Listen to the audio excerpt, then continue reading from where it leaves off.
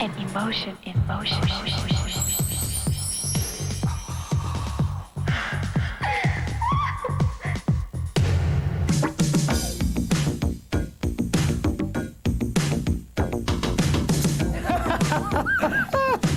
We're talking about sex here.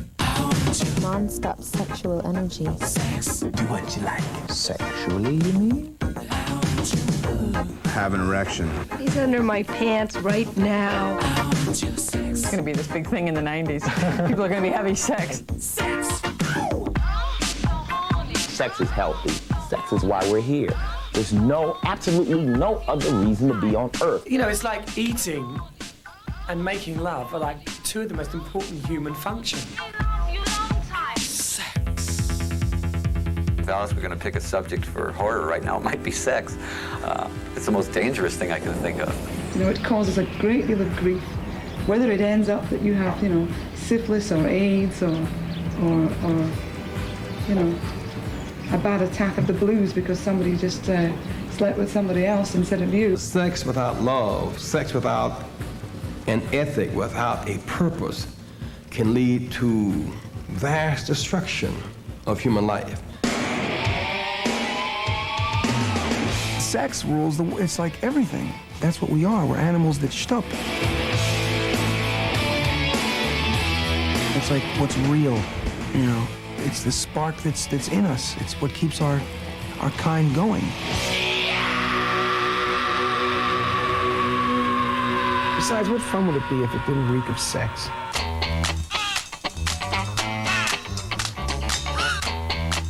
Sex. Is it a gift from God, a plague of Satan, or simply the sweet fleshy mechanism by which the human race and most of the rest of the animate world sustains itself? We're going to be taking a look at sex and love and censorship and the results of an MTV news poll about these subjects because sex is so central to our lives. Everyone has sexual thoughts at one time or another, but defining what's sexy is difficult. The word means very different things to different people. Sexy is... Women? What do you think? I don't know, tall, dark, and handsome. Animal magnetism. You see a beautiful woman walk into the room, right, she may not know much or whatever, but the visual takes care of a lot of that. Body, yes. Different parts are nice. Some parts bigger, larger, rounder. A lot of guys in America, they're so hung up on the T and A, and they just, oh, she's got big knockers, but that's not where it's at. I like girls with mustaches. You know what's sexy? I'll tell you what is sexy. A person's essence. I feel that when people try to act sexy, it shows right through, and that, I don't like that. It's something that is natural that you have. Sexual emphases within our culture are continually shifting from sexy backsides to sexy front sides to sexy chests and legs and lips and eyes and, of course, the ever-popular sexy smile. So who and what are turning us on today? I love Guns N' Roses. I like heavy metal because I like this boy's muscular arms. You know, I love black women myself. There's a certain level of strength, there's a certain level of character. I just think they're beautiful. This is not subtlety. I want Michelle Pfeiffer. Just once. I don't ever think of myself as a sex symbol. A lot of shoes, a lot of rice. I think there are some actresses who sell sex. I mean, sex is a part of what they sell. I've never really felt that about myself. That he's so willing to make worry.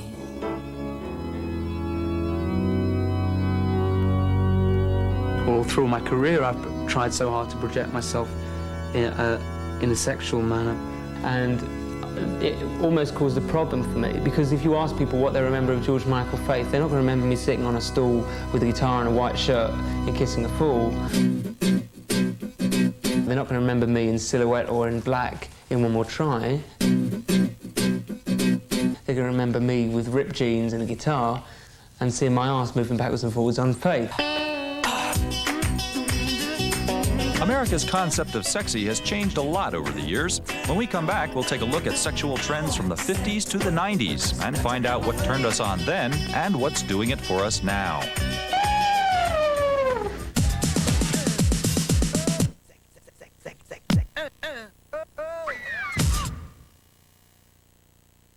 Sex in the 90s is brought to you by AT&T, where we help put your world within reach. Have you ever watched the movie you wanted to, the minute you wanted to? Learn special things. That's all taken from jazz. Now, any questions? From faraway places. Oakland? So where did jazz come from? Good question.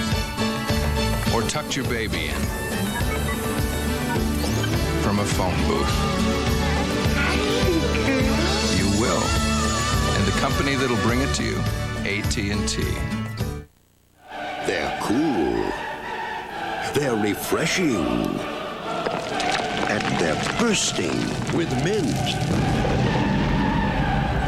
Cooler Mint Carefree, bursting with flavor. Uh-oh, looks like it's time for Carefree. See what a little bursting bubblegum flavor can do for you. Juicy Carefree bubblegum, bursting with flavor. Hair in salon condition. Sassoon knows how that feels. It's you, amplified, it's you, in the spotlight. And we know how hard it is to keep that feeling at home. So we created special conditioners that disappear, don't weigh hair down like others. We'll give you the hair. Sassoon hair, salon feel at home. You take it from there, and down Sassoon. We'll give you the hair. You take it from there. I can take your badge right now for initiating an illegal investigation. I'm trying to solve a murder here! Hit the water. Feel the pressure. And brace for impact. Because these two cops are about to make waves. Bruce Willis, Sarah Jessica Parker. Striking Distance. Rated R. At theaters Friday.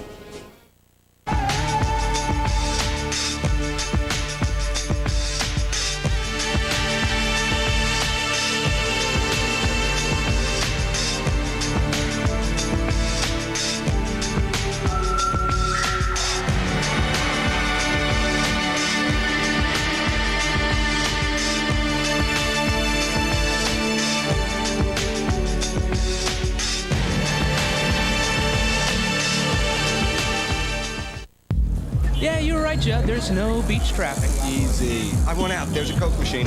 Man, I'm so hot. You certainly are. Hot as in sweaty. Hey, so crank on the AC. Air conditioning is for the weak, like yourself. I'm sticking to the seat like yourself. That dog is moving faster than we are. All you guys ever do is complain. Your shoes are pretty. Could someone please fan me? No. Coca-Cola, anyone? Yeah! Thank you, Alan, for serving a purpose in my life for the first time. Well, You're very welcome. Time together.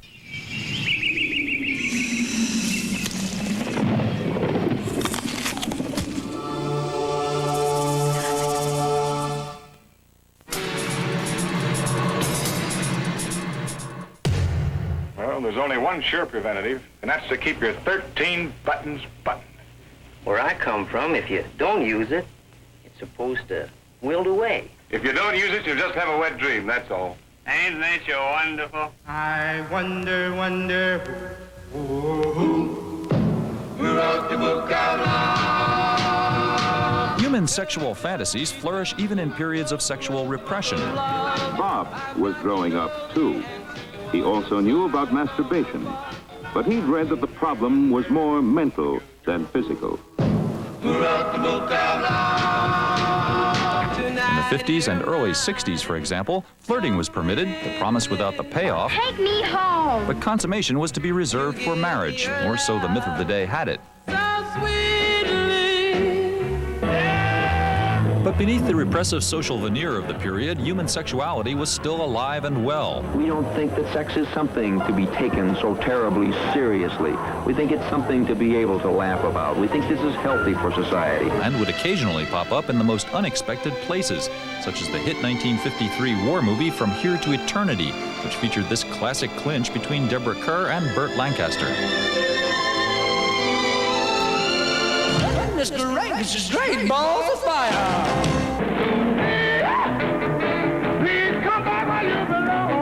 Rock and roll music, which took its name from a black slang term for sexual frolic, made the sexual revolution all but inevitable. Black stars like Little Richard and Chuck Berry suggested flamboyant new possibilities for sexual expression to eager white teens, possibilities made even more enticing for many of them by rock's first great white sex symbol, Elvis Presley. Presley stirred up fantasies so potent that during his celebrated appearance on The Ed Sullivan Show in 1957, cameras cut him off at the waist to avoid agitating sexually sedate home viewers.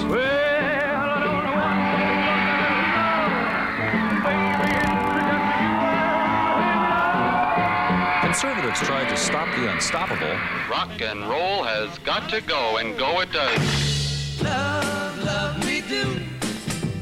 But by the mid-60s, groups like the Beatles and the Rolling Stones were taking rock's message of sexual liberation a step further by introducing such taboo elements as long-haired androgyny. Don't you get a haircut at all? No. I had one yesterday.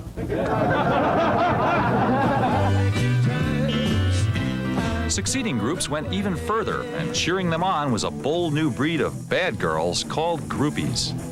I wanted to just smell them. I wanted to, when Jimmy would come off stage, he was dripping wet, Jimmy Page. He was dripping wet, and I wanted to peel the shirt off of his dripping wet body and just like press it against my cheek. Sexual standards were in turmoil at the movies, too. Hollywood, taking its cues from the changing culture at large, grew more and more frank in its depictions of on-screen sexuality.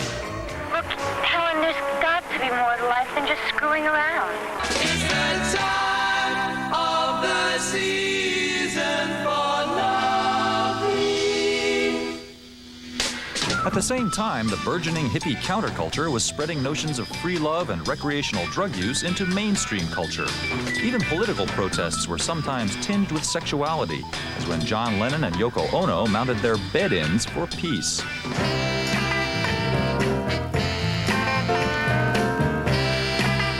The rise of feminism in the 1970s prompted a re-evaluation of sex roles and sexual stereotypes, and ultimately resulted in the Supreme Court's 1973 Roe v. Wade decision that legalized abortion.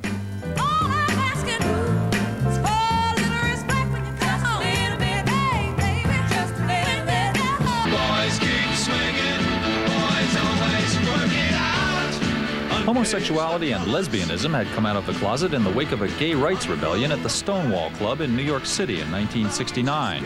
By the mid-70s, bisexuality had become a chic new stance, and the more ambiguous trend of androgyny was everywhere. I'm just a sweet transvestite from transsexual Transylvania.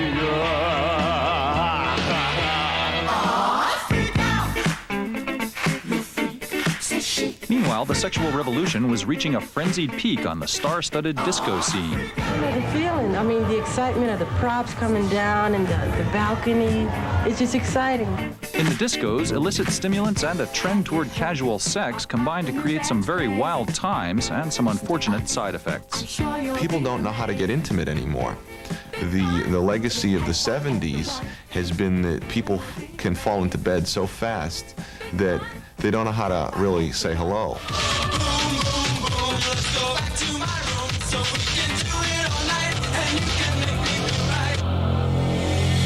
If you have sex with someone who has the AIDS virus, you can get it too. In the 80s, the age of AIDS, sex came to be seen as not just dangerous, but deadly. Don't get it.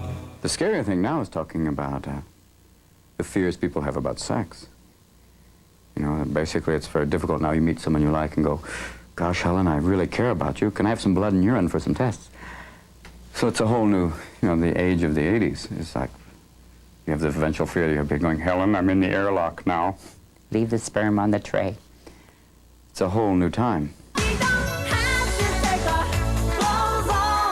By the late 80s, safe sex had become a standard media refrain. The best protection against the infection right now, barring abstinence, is the use of a condom. I want you to know I practice safe sex. So do I. Even at the movies.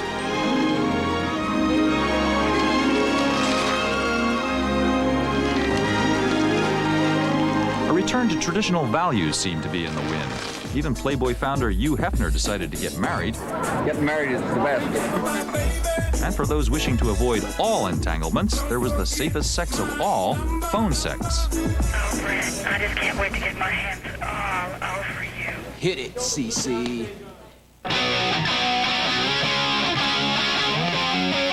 With actual sex in official disfavor once again, rock and roll music and videos became a bastion of sexual enthusiasm.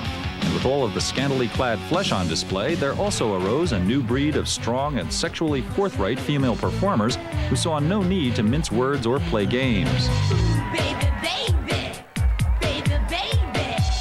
On stage, we don't, limit ourselves. We're not like, we're girls, we can't do that. It's like when we get on stage, over the stage, like it's our stage, we do what we want to do. Push it real good. No sex, not anymore. Now, however, at the dawn of the 90s, the onslaught of official safe sex alarms has grown almost deafening.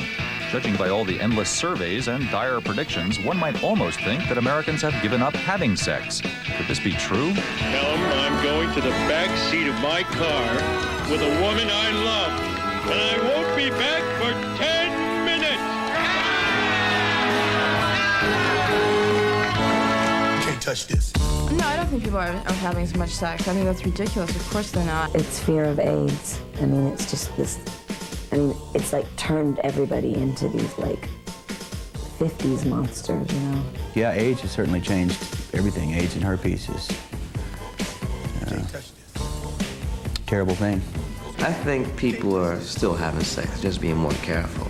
Well, don't worry about it. We'll be all right. We're all going to keep it going on. I don't think people want to stop that ever. It's impossible, right? Nuclear holocaust, somebody's going to find somebody to get wild with. They say the sexual revolution is over. Hogwash. I don't honestly think that people's attitudes to sex are changing that drastically. You can't touch this. How can you possibly listen to some survey where you go out and say to people, do you practice safe sex? What do they say? No. Or do you sleep with as many people as you used to? They're not going to say. People say, when you ask people about sex, they say what they think you want to hear or what they think they should say. There's no such thing as an accurate sex survey. Break it down. Probably not, but MTV News has conducted one anyway. A survey of your attitudes about sex and love and abortion and AIDS. And we'll be taking a look at the results of that poll when we return. Stop.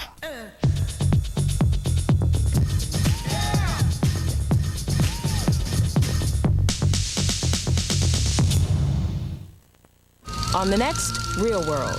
Dominic told me that he was going to be going home to Ireland to see his father. My mom and my sister told me that he was very ill. I never thought for a second that I'd be without either of my parents. And all of a sudden, I'm close to losing one. They were emotions that I never felt before. Never had to. The Real World, Thursday at 10. Have you ever paid a toll without slowing down? Gotten a call on your television? Hi. You look awful. I miss you. Or bought concert tickets from a cash machine? Yeah, perfect. You will. And the company that'll bring it to you, AT&T. I was an assistant service manager at a car dealership. It's just a really stressful, thankless job. I hated it. I looked around and I said, I just don't want to live like this. I just quit. I think something everybody should do once in a while. My name is Fletcher and I work as little as possible.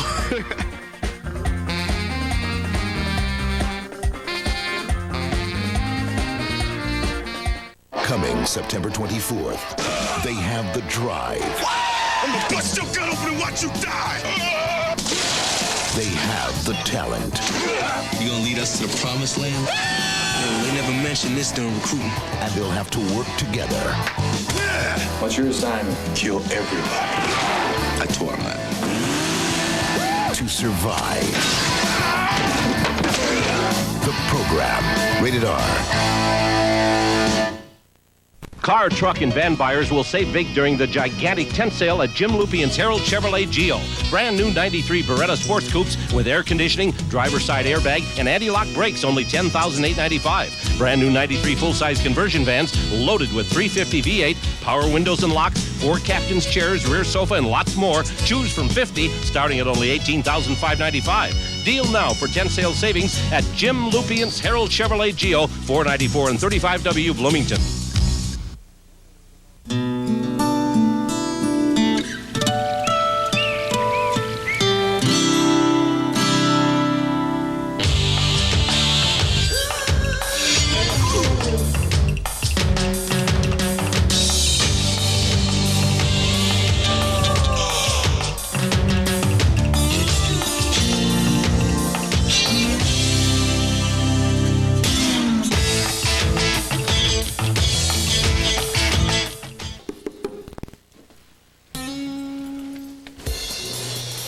This is the story of 7 people riding in an elevator in an office building. Excuse me. This is the story Of 6 people riding in an The elevator. real world, just a small part of your evening. An emotion in motion.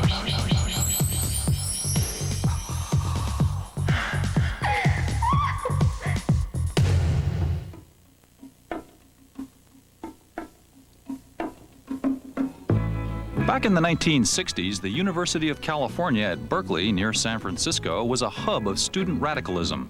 The home of the free speech movement, Berkeley epitomized all that was daring and dangerous, and fun, too, about liberal education.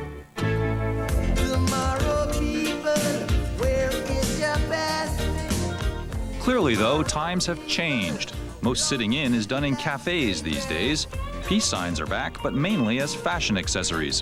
Relics of the past coexist with the jazzier artifacts of the current consumer culture. We asked students from Berkeley and other campuses what they thought of the state of 60s-style student liberalism today.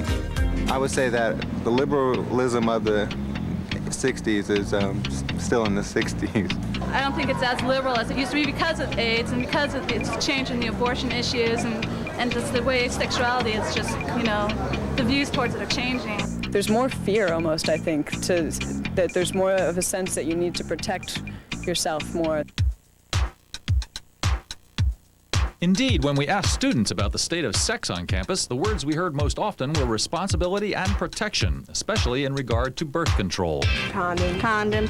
Condoms, you know, in a lot of instances, they're given away. There have been dances, there have been safe sex dances on campus where they pass out condoms at the door and stuff like that. According to a recent survey, 17% of sexually active 15 to 34-year-old women prefer condoms for birth control.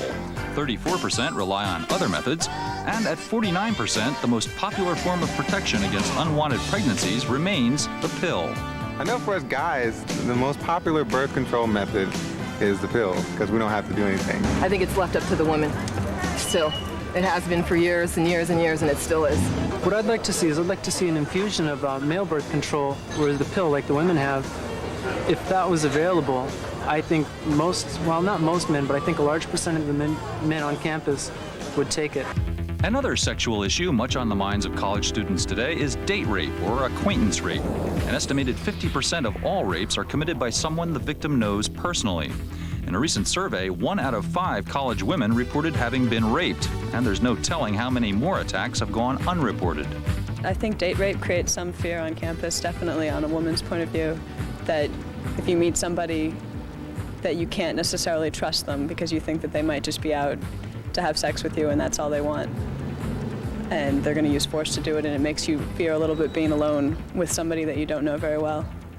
A 1988 survey of Rhode Island junior high school students revealed that more than 20% believed a man had a right to force sex upon a woman if he had spent money on her. and more than half believed he was entitled to forced sex if the woman, quote, led him on. This date rape thing is kind of iffy, because then it basically comes down to just two people's opinions of what happened. And the girl may have saw it as this way, and the guy may have saw it this way, and they were the only two there, so I mean, who are you going to call a liar? We as American males have this attitude that, yeah, well, if we take a girl out and we show her a good time, you know, take her to dinner, do all the things that we're supposed to do, that we're entitled, and that's so bold. That is just so wrong.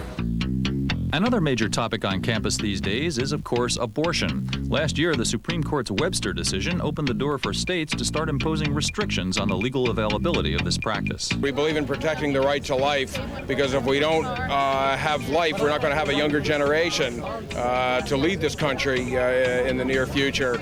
And while young people can be found in both the pro-choice and anti-abortion camps on this issue, our MTV News poll showed that 60% of our respondents and 67% of those who were MTV viewers favored keeping abortion legal. My view is, I think, pretty much the view of all younger people, at least people my age, that it's a woman's body. She should have the right to do what she wants. People just sort of assume that everybody's pro-choice, and so I think probably the people who aren't pro-choice are afraid to say anything. I start to think one way about abortion, and then I listen to the opposing side and start to think a different way. So I'm really stuck in the middle on abortion. I'm really not sure how I feel about it. It's sort of personal because I'm a girl, and when I hear like mainly guys saying they're against it, it blows my mind, because they're not going to have to carry the baby. I wouldn't want to have to make a choice like that, but again, being a male and a guy, I don't think I should have any say one way or another. Definitely it's a woman's issue and should be left up to women to decide that for themselves. In some states, however, women could soon find that decision taken out of their hands. Given the increasingly conservative makeup of the Supreme Court, the prospect of a reversal of Roe versus Wade becomes ever more possible. How would that affect people's sex lives? It can make people maybe a lot more cautious as far as, you know, the kind of relationships they get into or how they get into them. If the consequences were having a family, you know, if they weren't cautious, then I think it would change it. I don't think it would change anybody's behavior. It'd just be more people trying to find some way to have it, you know, or trying to get the law back. Abortion is not going to deter sex. Matter of fact, I think the general rule is I don't think anything is going to deter sex too much.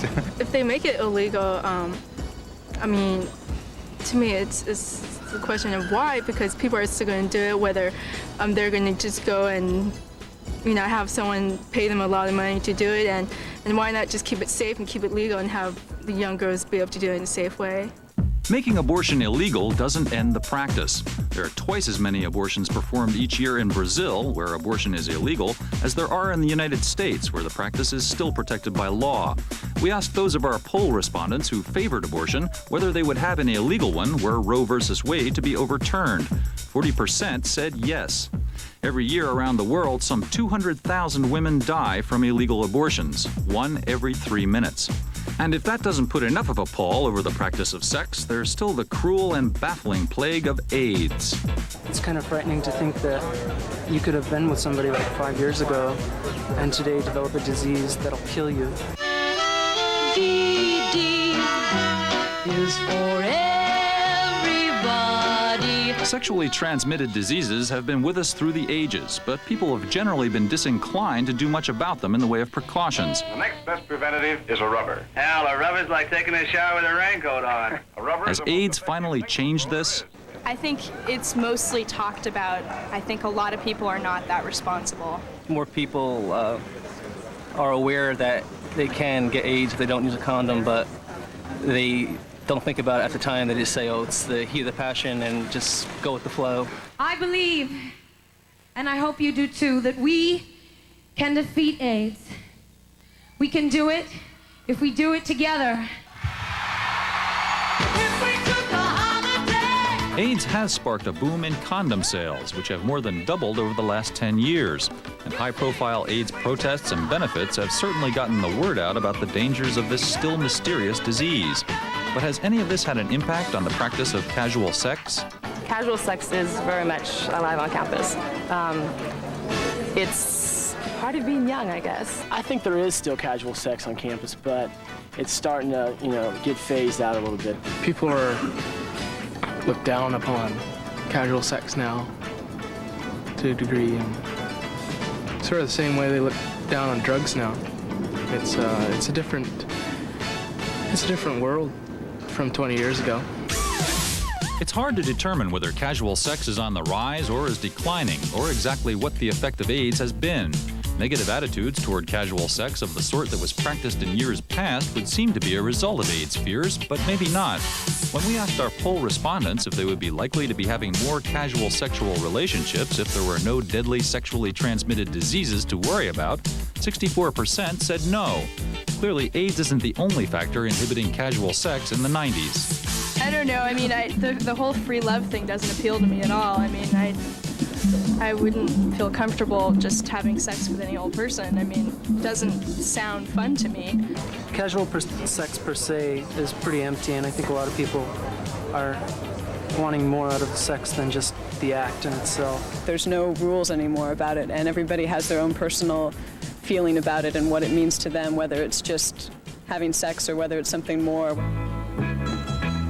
So what's the meaning of all this? Well, today's students do seem to feel that they are more conservative than their protesting predecessors, but they still believe strongly in abortion rights, and they feel that they should have the freedom to say yes or no to sex on their own terms.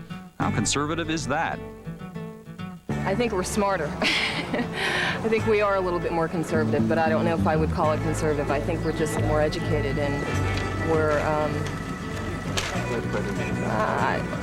I think we've done a lot of, I think the 60s contributed to us going inward, really finding out about ourselves, self-knowledge. So if it comes across as being conservative, well, then maybe it is. But I think it's really just an issue of really knowing ourselves a little better.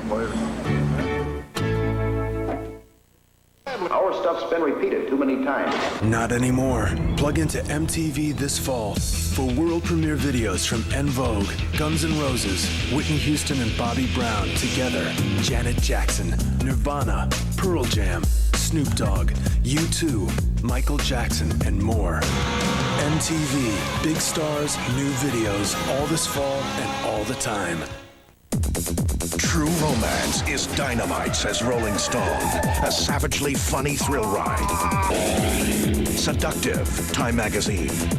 Electrifying, Rex Reed. 4 stars, 60-second preview. Thrilling, Pat Collins. Christian Slater, Patricia Arquette, a Bonnie and Clyde for the 90s. True Romance, rated R. Now playing at a theater near you.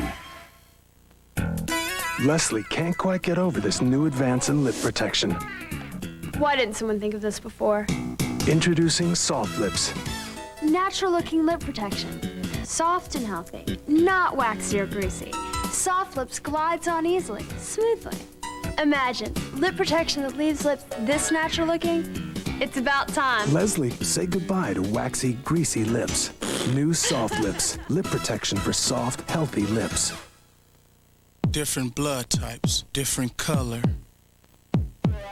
different windows, different weaknesses, individuals, different education, names, race, voices, frequencies.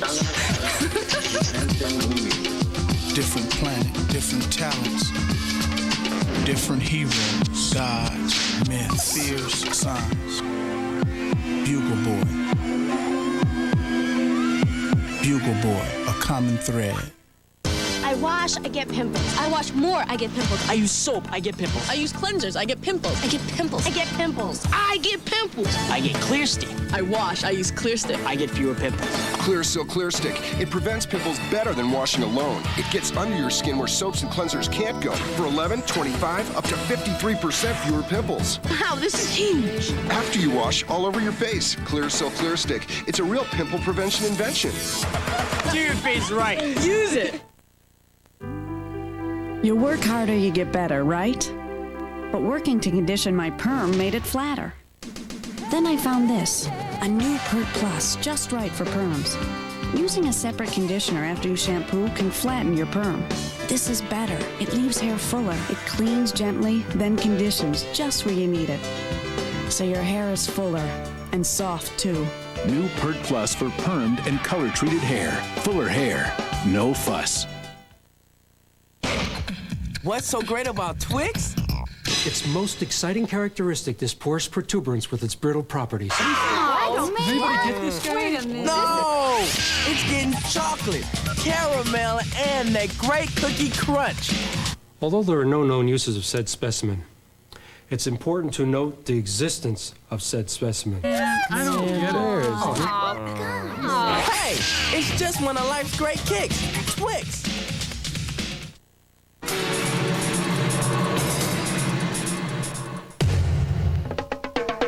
Rock and roll is synonymous with a lot of things, sex being one of them, and you can't take that away from it. It just doesn't work. Sex and drugs and rock and roll is all my brain and body needs. Sex and rock and roll have been intertwined from the outset, and from the outset, cultural conservatives have tried to silence rock's sexual expressiveness.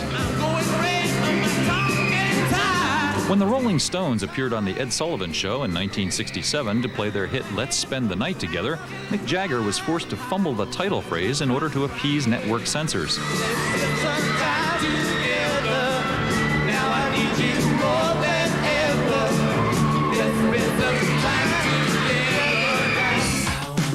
And more than 20 years later, some radio stations felt compelled to dub the phrase, "I want your love," onto George Michael's ode to monogamy, "I want your sex." The fuss was way out of proportion with the fact that it was just a pop record. But I think it was not really so much to do with the pop record as to do with the general atmosphere about censorship and AIDS and everything around that time. Conservatives aside, though, the culture at large has grown more tolerant over the years of such once taboo topics as masturbation. What are you doing in there, Tommy? It's scary out there, Dad. I'm in here with a magazine. Everything's stuck together. Don't come in. And even underage sex. Back in 1957, when Jerry Lee Lewis married his 13-year-old cousin, the ensuing press uproar effectively ended his rock and roll career. Have you ever screwed one of your cousins? No, I don't think I have. Have you ever thought of it? At least I married mine. But last year, when 52-year-old Rolling Stone Bill Wyman married a 19-year-old girl he'd been dating since she was 13, the press mostly chuckled.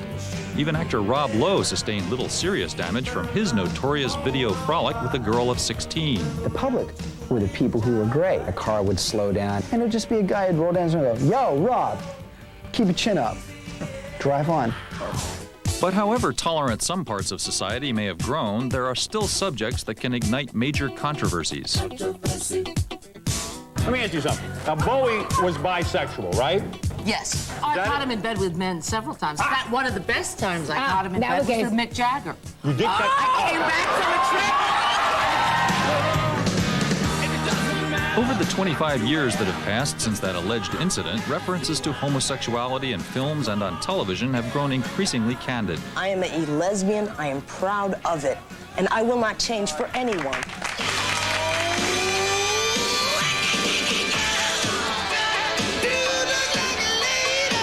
In rock music, however, the message has always been mixed. Androgyny is an accepted component of rock imagery, as long as fans can be assured it's just an image.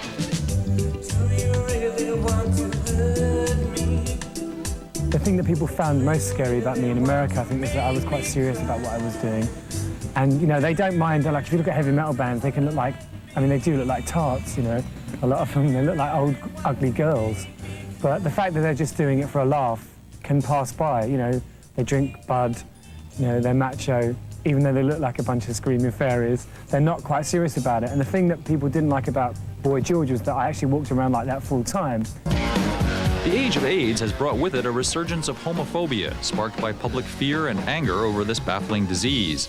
Let me say that if IV drug users and homosexual men would stop their activities today, there would never be another case of AIDS in this country other than the ones already in progress. Billy was a sick boy, his life fading to gray. People in the administration were saying things on the order of it's God's retribution. The disease didn't occur because gay men do stuff other people don't like. If a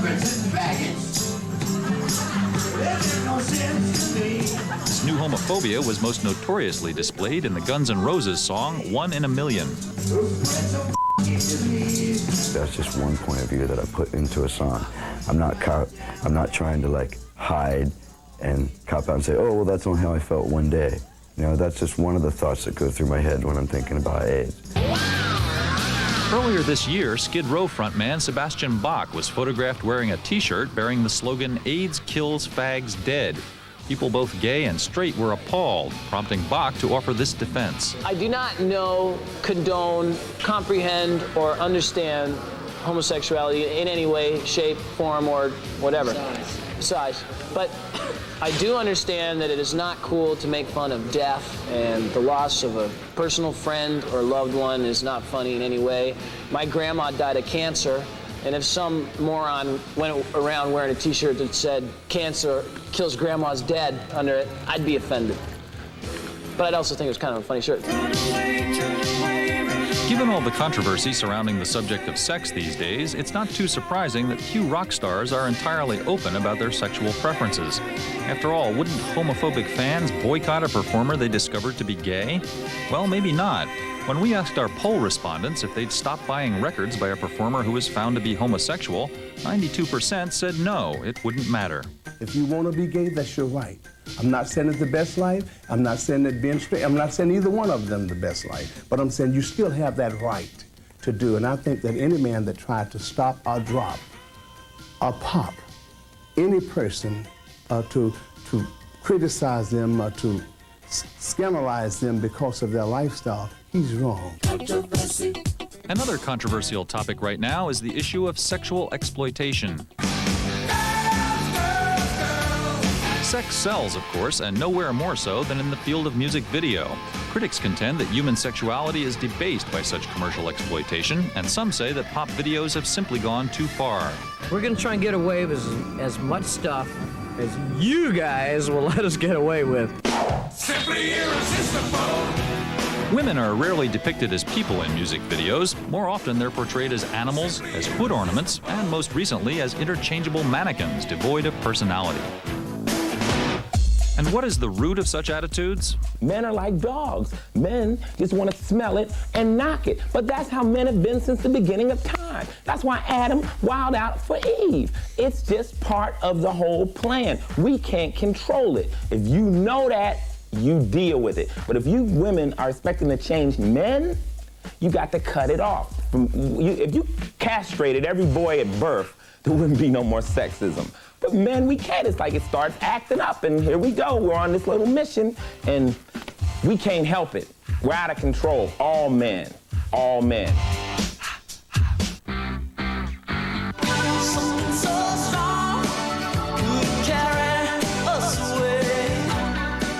But not all male performers agree. Some decline to gratuitously insert women into their videos.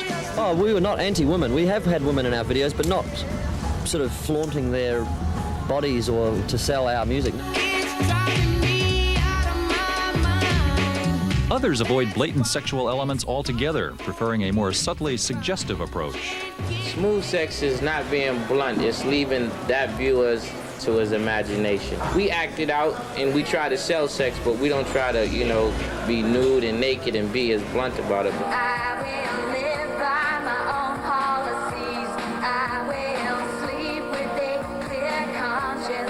In addition, there's a new breed of female performers who have no interest in marketing their sexuality, although their numbers are still relatively few. I think women in music still have a long way to go. I think a woman who can sing and write songs and have intelligent lyrics and keep herself clothed is still kind of a novelty. I wanna have some fun. I wanna have some fun. Move my body on that line. Of course, there are still lots of women in rock who are happy to exploit their sexual assets, as long as they're the ones doing the exploiting. And so we're still a long way from seeing the last scantily clad babe cavorting through a video clip. How do you feel about all of this? We asked our MTV poll respondents if they thought there was too much sex in music videos. 41%, most of them women, said yes.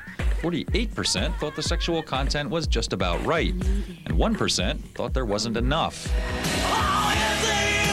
For all the sexual titillation MTV airs, it also orders cuts in many videos the channel considers inappropriate, such as this scene from the Bon Jovi clip for Living in Sin.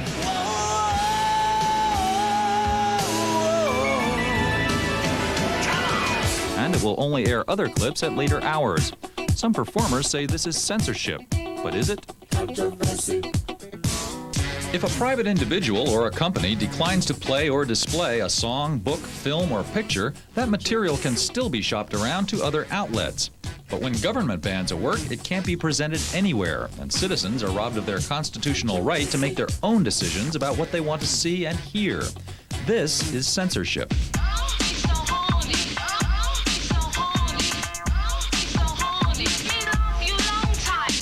Recently, conservative activists in Broward County, Florida, mounted a campaign against the Miami rap act 2 Live Crew and its X-rated album, As Nasty as They Wanna Be. We don't want this kind of garbage in our town. We're opposed, not against the group, we're opposed against the lyrics, the obscenity.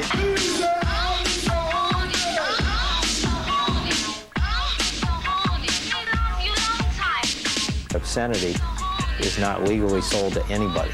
So I've gone after them with a vengeance, and we got them. We got them real good.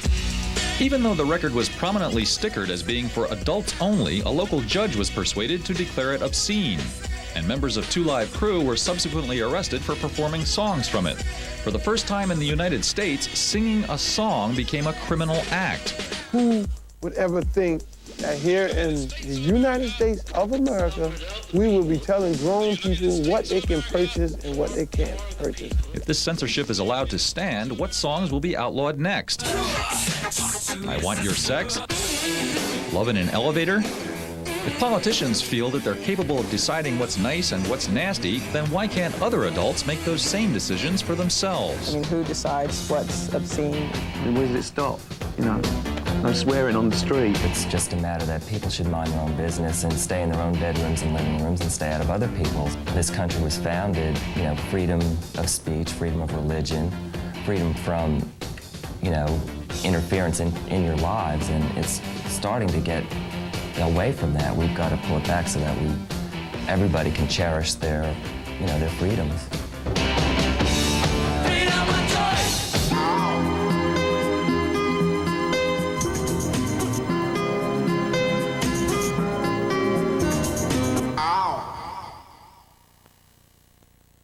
What do you do with 1,000 people, a 9-story building, and 100 tons of explosives?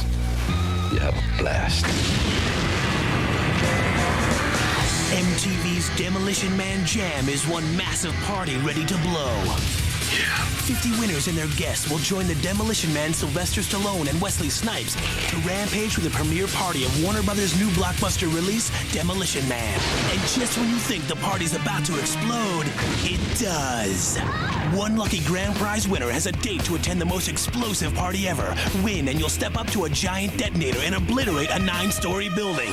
To enter, send a postcard with your name, address, telephone number, and age to MTV's Demolition Man Jam, P.O. Box 899, Radio City Station, New York, New York, 10101.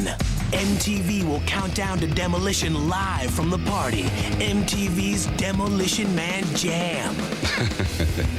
It's gonna blow you away. Sex in the 90s is brought to you by AT&T, where we help put your world within reach. Have you ever opened doors? I'm home. With the sound of your voice?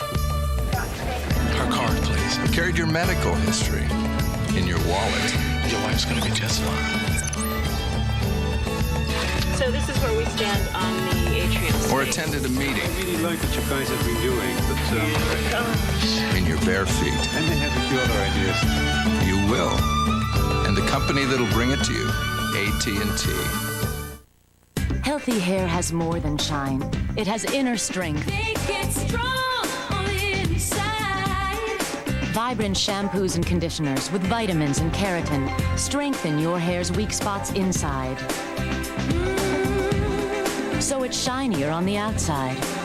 Make it strong on the inside.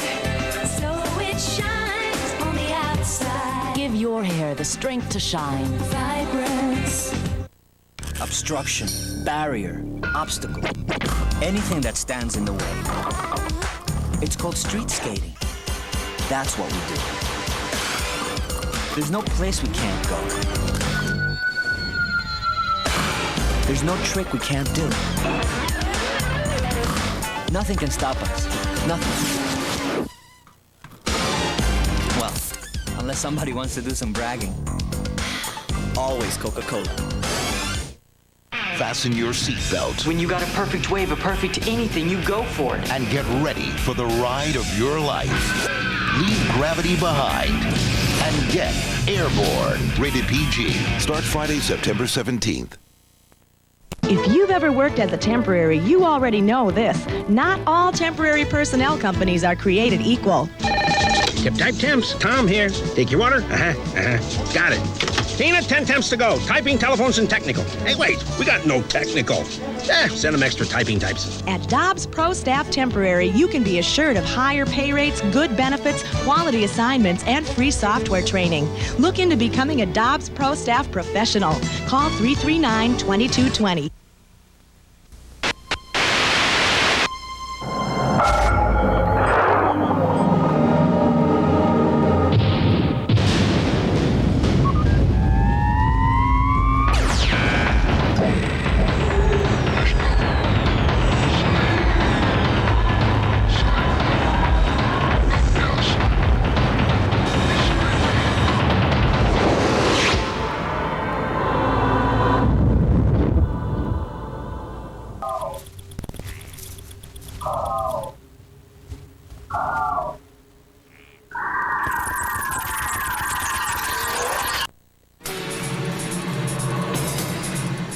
Emotion in motion.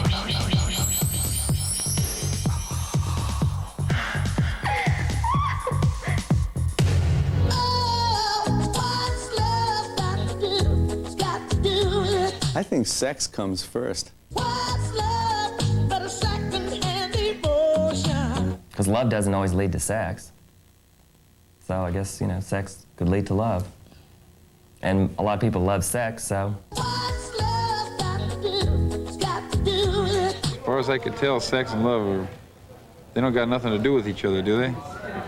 Maybe I missed a week. I was sick.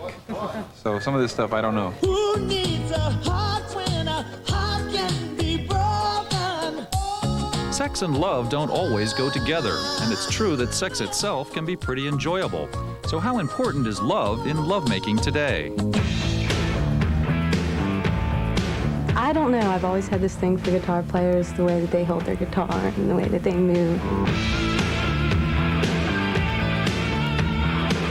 If I see a guy playing on stage and I don't think he's that attractive to begin with, but he's a real good singer, he's a real good player, he can dance, I find that extremely sexy. When he plays his guitar, it's like you can imagine that's probably what he looks like while he's making love to somebody, And that I find incredibly sexy, incredibly.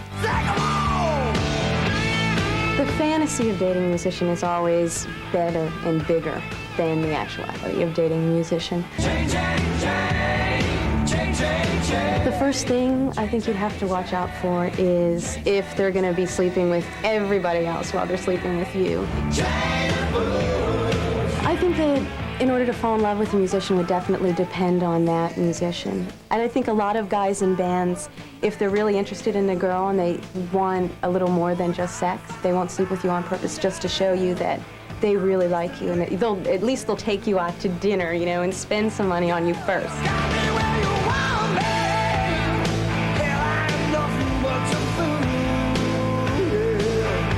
Right now, what's more important? Finding someone to have great sex with, or falling in love with somebody?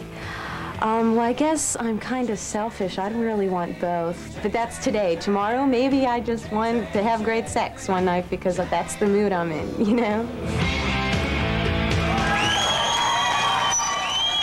you. Thank you. I first started reading men's magazines when I was about 4 or 5. I was like, wow, naked girls, and I really didn't know anything about sex, but yet I knew there was something about these pictures of naked girls that were something appealing about them. Does she walk? Does she talk? Does she come complete? They were all very beautiful and pretty, just like my mom. No, I thought they were just beautiful women. I didn't think there was anything wrong or bad about it. I would think the emotional appeal would lie if you were lonely and you don't have nobody to talk to. It's Saturday night, you don't have a date, and you take out one of these magazines and here's this beautiful girl and she's smiling at you. And she's there for you, and you turn the pages, and she's just, you know, there's your date for the evening kind of thing. So I guess this could be like an emotional substitute for being lonely. The magazines seem to portray an image of men just wanting sex, but I would have to say at this point, falling deeply in love with someone is more important than just having great sex, because anybody can have great sex, but finding somebody you really love is something special.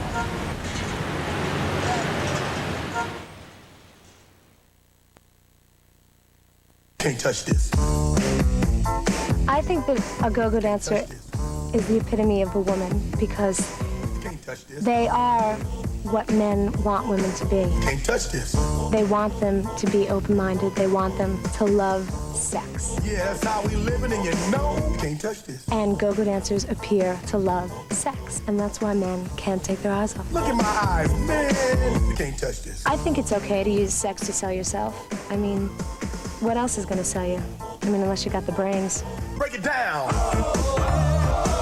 It's a man's world, and it's always gonna be a man's world, but that's okay. As long as you recognize that as a woman, I think you get a lot further recognizing that than trying to fight men. Stop. Because you can get anything you want out of a man if you're a woman.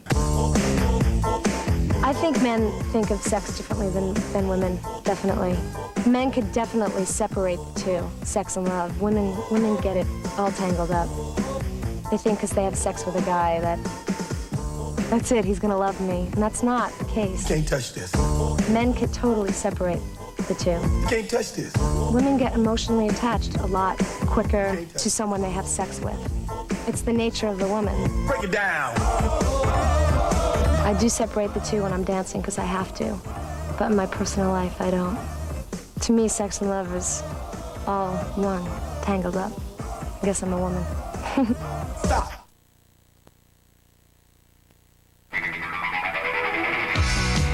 When I had sex with my fiancée, it was special. From the first time on, it was different. When I would have sex with women I didn't love, it was like I could just get up and leave at any moment. It was just this physical thing. Whereas when I'm with my fiancée, like I said, we share each other. I feel more secure. Hey, little sister, what have you done? When the subject of marriage first came up, I was nervous. Hey, little sister, who's the only one? I would get a lot of hassle from my friends. They would really get on my case. Of course, my friends would say, sex is done after you're married. It's non-existent. Nice day for a white wedding. What would really make me nervous is when I would talk to a friend who was married, and they would tell me these stories. It disturbed me, it really did. I wish I knew why people say that the sex is over once they're married. I really would like to know. I don't believe sex ends when you're married, of course not. Sex probably can get better for some. I imagine your sexual desire declines and stops if you reach 70 or somewhere. But as you get older, I guess by then it's totally a love relationship.